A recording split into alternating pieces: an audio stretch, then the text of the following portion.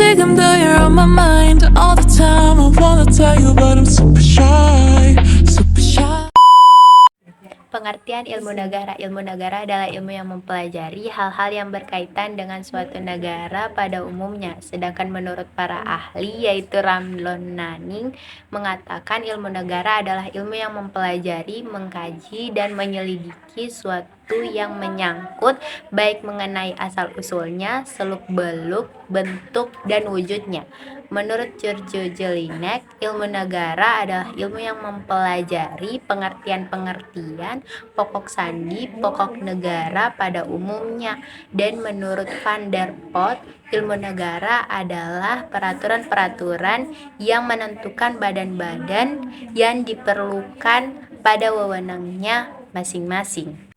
Asal mula negara. Asal mula terbentuknya negara dapat didekati dengan dua cara. Yang pertama secara faktual dan pendekatan teoritis. Secara faktual yakni didasarkan pada kenyataan yang pernah benar-benar terjadi yang dapat ditelusuri dari pengalaman dan sejarah kenyataan. Sejarah negara dapat dibentuk antara lain yang pertama pendudukan, yang kedua melepaskan diri dari negara tersebut, yang ketiga peleburan fusi, yang keempat pemecahan suatu negara.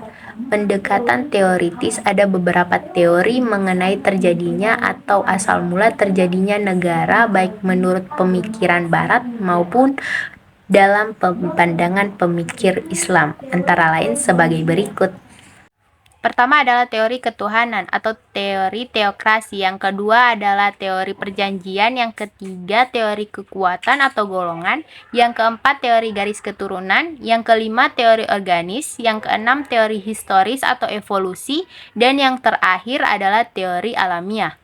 Menurut pemikir Islam Al-Farabi, manusia adalah makhluk sosial yang mempunyai kecenderungan alami untuk bermasyarakat.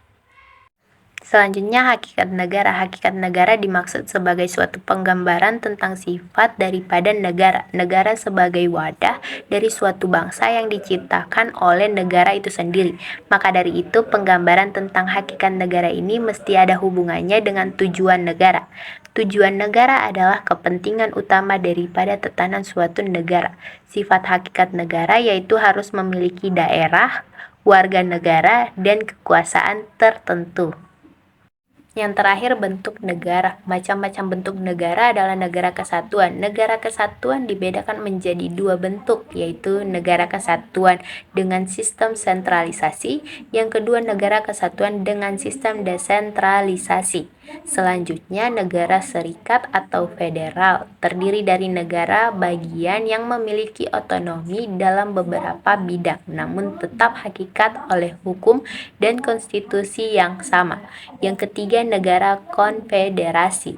Negara konfederasi merupakan gabungan dari sejumlah negara melalui sejumlah perjanjian internasional yang memberikan wewenang tertentu kepada konfederasi.